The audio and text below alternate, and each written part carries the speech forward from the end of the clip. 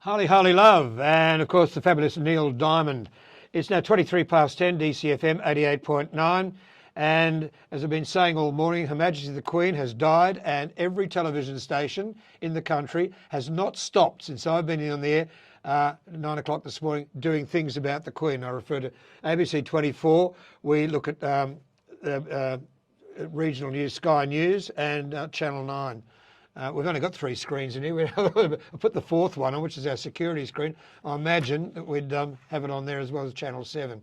Anyway, it's a very good morning to the Mayor of Dubbo, Mathew Dickerson. Good morning, Mr. Mayor. Good morning. And of course, the Queen has a significant link with Dubbo. 2 visits to Dubbo. That's right. Quite lucky that we got 2 visits. 1954, she was here for about an hour and a half. That's but right. What I love about the 1954 visit was that they changed the date of the Dubbo show so the Queen could actually do the opening there. Now, That's right. She visited in February. The show's normally in May, so that's a fairly significant change to make to actually open that. So Les Ford would have been the Mayor of the day at that time.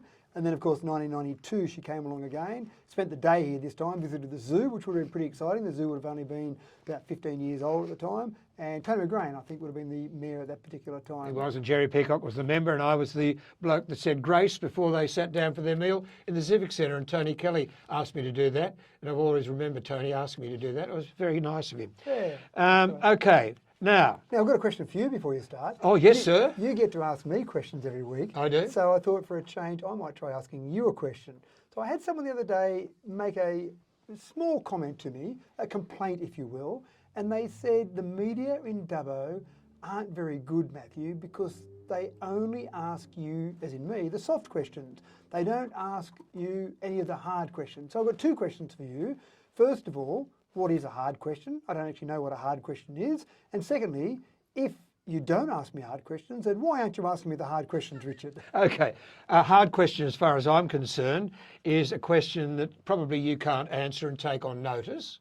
That makes sense. If I'm playing Trivial Pursuit, the hard questions are the one that I don't know the answer to. You don't know the answer to. The easy Exactly. questions are the one that I do know the answers Yes, to. sir. And, yeah, fair enough. I can live with that. And I think, what was the second question? And why aren't you asking the hard questions of me? Well, I'm going to ask you a hard question right now, and that is, speaking of Tony Kelly, where are we up to with the naming of Tony Kelly and Victoria Park number 1 Oval? Are we going to name it that, or is it just going to be the grandstand? Hard question. Okay, well, that's not a hard question because I know the answer. Yeah, to know that. the answer to it.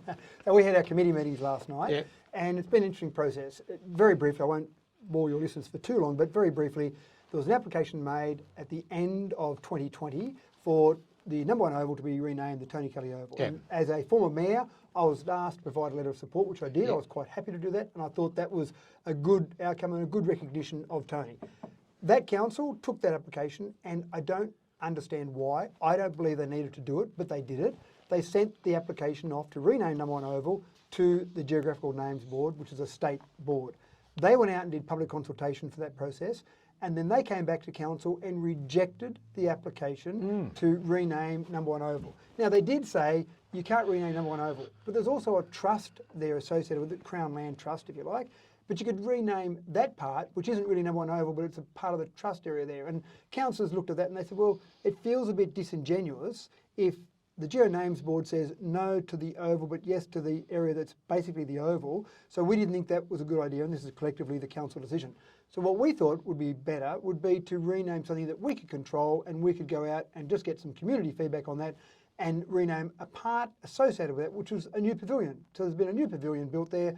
Naming that Tony Kelly Pavilion, we thought would be good recognition of Tony. Again, a link there with number 1.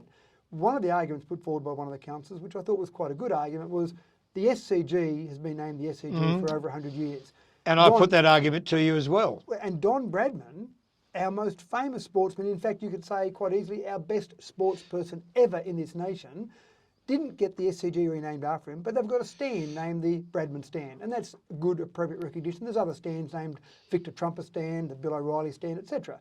So the naming of the pavilion after Tony Kelly seemed appropriate, and I can't speak for what councillors were going to do, but I think there was a mood of council that may have been the way they would have gone naming the pavilion. And in fact, that's what we went out and did public consultation on.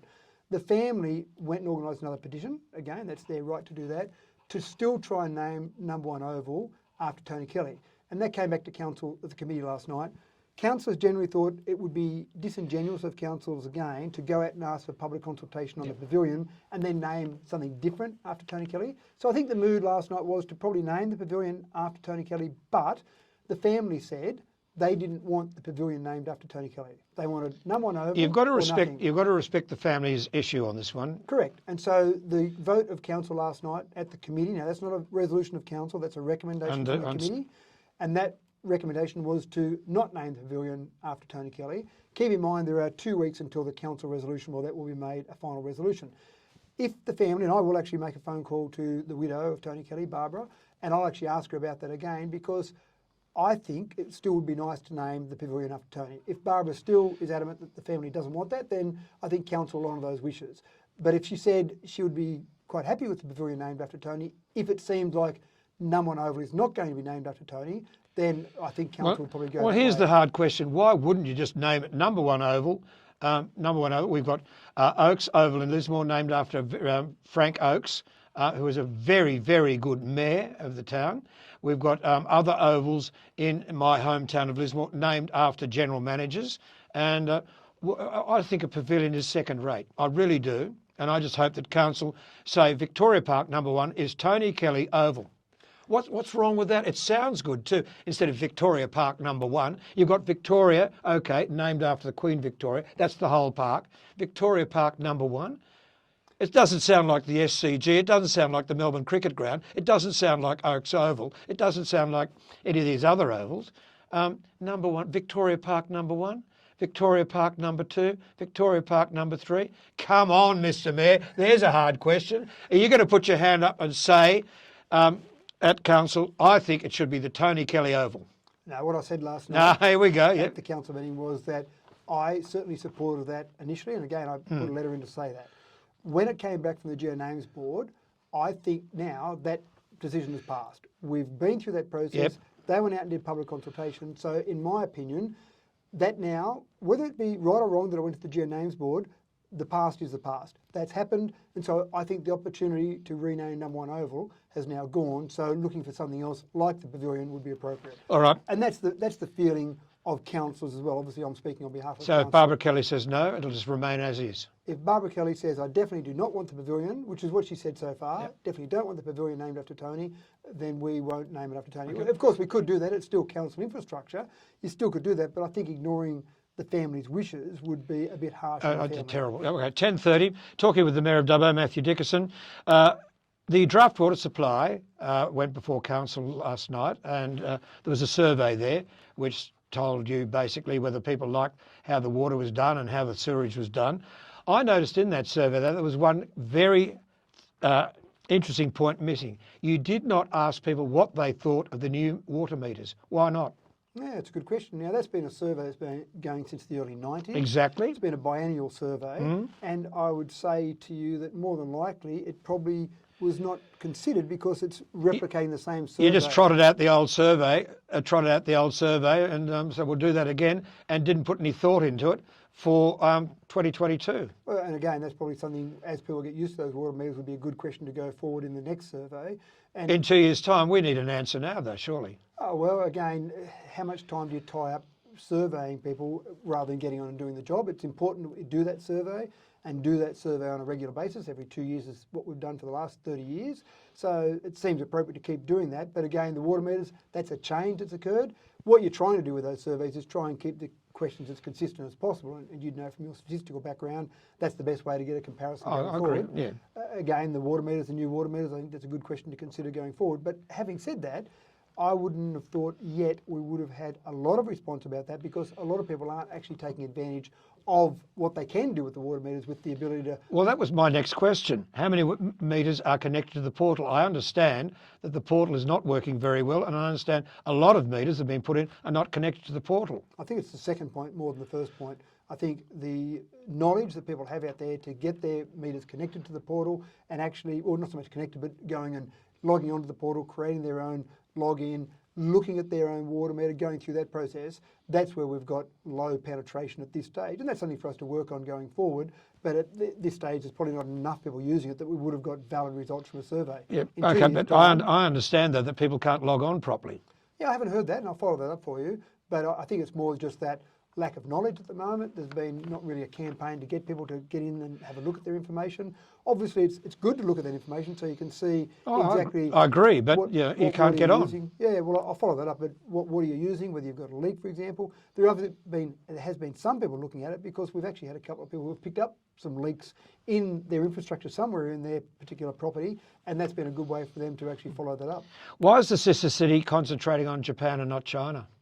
In fact, the last Sister City committee, there was no mention of China anywhere in the notes. Yeah, right. And you're at that Sister City meeting because you're on that committee? No, I had to be an apology, right. But I have read the notes since, and I just noticed that nothing on China. Is that because of political reasons within council? There's been no directive along that way, and probably over the time of the pandemic, the relationships, we've tried to keep those relationships going with both Japan and China, obviously without visitation, and so there's communication going between WA Regional Council in Japan, WA Regional Council in China, and those cities in both of those particular countries. So there's been no directive to cut ties with China. You may remember many years ago we used to have a sister city with a city in Zimbabwe. That's right. And we did cut that tie, and that was for political reasons. So we made a conscious decision at council. And New Guinea and somewhere in Clawson in Michigan, I think. Oh, there was too, yeah, that's right. I remember all those. And the one in Michigan wasn't done for political reasons, it was done just because it really had fallen away. Oh, yeah. There's no point continuing that if there wasn't an ongoing relationship. So there's been no directive from council to do anything with the China, Wujiang in China, no directive to cut that particular tie. It's really about now we're kind of at the end of the pandemic, not quite out of it yet, but now that international borders are being opened up again, it's really a matter of just re-establishing those links. And with Japan, for example, we've got our fantastic Japanese gardens here. We've got a visitation coming over in November to celebrate the Japanese gardens and an anniversary that we've got there. So those links, we're continuing, and the same with Wujiang, we'll continue those links. 800 people don't want playing fields on Regan Park. Okay, the Regan Park proposal is before the public at the moment, and suggestions are going to be made. If the general public want playing fields at Regan Park, how are you going to cope with those 800 dissatisfied signatories to that particular petition? All council decisions, Richard, everything we do at council, we have people who sometimes want decision A and people want decision B. The challenging job, and it is a challenging job for councillors, is to take the community feedback, take all the information from the community, and this is where I love those consultation processes, so we get that feedback, and then make a decision that takes into account the feedback from the community and the long-term vision for the city. You're getting a bit of flack though for the moment, though, aren't you, from these people, these environmentalists, the 800 odd signatories and so on, and the people who are running that particular petition. You get a bit of flack from them though, aren't you? I haven't noticed any flack. We get feedback from the community and all sorts of things, Richard, and that's what's wonderful about this democracy we live in. You can express your opinion without fear or favour, without thinking that someone's going to knock on your door and then we won't see that person again. We have this wonderful democracy. People express their views, and some people call that flack, that's fine, but I welcome the views of all parts of the community to come forward with information. Including a council officer being called stupid? Well, I don't agree with people being called names. I don't agree with misinformation that might be spread in the community, but I do actually quite enjoy debate. I quite enjoy different ideas being brought forward and having your views challenged, because you get better decisions when you get different ideas and different views brought forward to finally get the best views to come out at the top of that. And from a council perspective, we like all of that because we get to make better decisions, and ultimately that's what we're after. What I don't like is when people make up stories, call people names, as you said there, misinformation, secret deals, all these sort of accusations, those things, they don't help the public debate. And that's really what we're after, is making sure we've got good, open, transparent public debate, not various accusations. And I actually had a discussion with one of the consultants. I just ran into her at Sydney Airport a couple of days ago. And one of the things that this particular consultant, this is a consultancy firm that we've engaged with, that she found particularly offensive was these random accusations of secret deals that have been done, because not only does it smear all councillors with some form of corruption or lying because secret deals have been done. It's not, I haven't got enough power to do a secret deal by myself. I need a majority of councillors. That means at least 6 councillors are in on some secret deal. But then, with that secret deal, we've then got to instruct our staff. So we're talking about our CEO, our directors, our senior staff. We've then got to corrupt them as part of the secret deal that we've done to go and do a certain thing. And then those staff have got to go and corrupt the consultants that are engaged to undertake this process. So you start to get all these layers of corruption, and the simplest answer, the right answer sometimes is the simplest answer. Yeah. And in this case, the simplest answer seems to be that there is no corruption, there is no secret deal, there's no hidden agenda. It's an open, transparent process, and all these accusations don't do any favours to these groups because, again, the consultants aren't loving the idea that they're being accused of corruption. Our senior staff aren't loving it, and I don't think councils are loving the idea of being accused of lying and corruption. Yeah, couldn't agree with you more. The building summary this week shows again that medium density and units are way down, and single dwellings again are way up. What is council doing about medium density and trying to get developers to build more units? Is what we need. Yeah, one of the meetings we've already had this week was with a group from the Real Estate Institute, New South Wales, Arana Division, and that was the main topic of the conversation. What about medium density? What have we got in zoning? What can we do there? And there was no easy answer, I suppose, to all of that. There is zoning that's appropriate right now. In some of the North Dubbo area, for example, you could go and build medium density. Some of the former RAF base, there's some medium density zoning in there that could start straight away. So there are some places in Dubbo where medium density could be built. There's also other areas where you could have some backfill. So there are blocks in Dubbo that are large enough, and they're all over Dubbo. Some people might focus on some of those larger blocks in South Dubbo, but they're all over Dubbo, where people right now, with the current zoning in place, no zoning changes are required, to actually go and build some of those infill developments, which would help the housing problem that we have with not enough houses. It's great that we've got so many people wanting to move to Dubbo. They want to come to Dubbo and listen to DCFM and see what a wonderful council we've got here, but we need somewhere for them to live, and that, without a doubt, is an issue that we are accelerating things as much as we can, but we've got developers as well, and again, developers have got to go through a process, but those development opportunities are there, and I think we are seeing more inquiries from developers out of Dubbo. But having said that, Dubbo Regional Council is a part of a group called Regional Cities New South Wales. There are 16 cities that sit on that. Last month now, we're in September now, so last month we met, as we do every 3 months, we met and we had Paul Toole, the Deputy Premier, come along, we had Chris Minns, the opposition leader, came along. And both of those particular politicians, when they said to the group, what are your issues, all 16 cities sitting around the table, number one issue, housing. Number two issue, we can't get enough people, which is a little bit contradictory to housing. Yes. We can't get enough people to fill the employment jobs that are out there. Very low unemployment at the moment. 3.4% across the state, across the nation, 2.9% in Dubbo. So our unemployment is actually lower than the national average, and that's positive in one way, but it means we really need to attract more people. Indeed we do. Very quickly, because it's 20 to 11, got to congratulate you on the the Track O'Reilly Cycle Way with the signs. That's a terrific idea. That came up last night. But finally, and I'm leaving this to last, and a very quick answer, why won't we get fluoride until 2023? It takes time to repair. I knew you'd say that, but I mean, the planning taking 3 months, surely it can be shorter than that. Well, part of the planning process there is not just repairing the component that failed back in January 2019, and again, we've talked about that before, that the community wasn't informed, very disappointing from that perspective. We've now found out about it, we've informed the community, but rather than just put a band-aid on that, which is what it would be if we repaired the current piece of infrastructure, it gave us the opportunity to look at what is the best infrastructure. We've gone out to Public Works. We've said, please give us some advice on what is... And they've advised on Griffith Council. Well, Griffith's a hell of a lot smaller than Dubbo. The actual treatment plant isn't that much smaller than Dubbo, but they've just given that as one example. So the process, rather than using a liquid acid, it's a granular acid, and that makes the handling easier and much safer. The cost to run it will be about the same either way. The cost to construct will be about the same. So going for that granular process is where council's now at, where, again, we've said to our staff, that's the way that we would like to go. It'll go through a resolution in 2 weeks' time if that's the way it still goes. Then we'll start that process of Public Works to do detailed design, go out to tender. At this stage, the target is still to have fluoride in the water by June 2023. Yeah. And one of the comments I made at the committee meeting last night was that looking at the time frame from Public Works, I think that June 23 time frame is going to be very tight, and the CEO did assure us that that's still the target.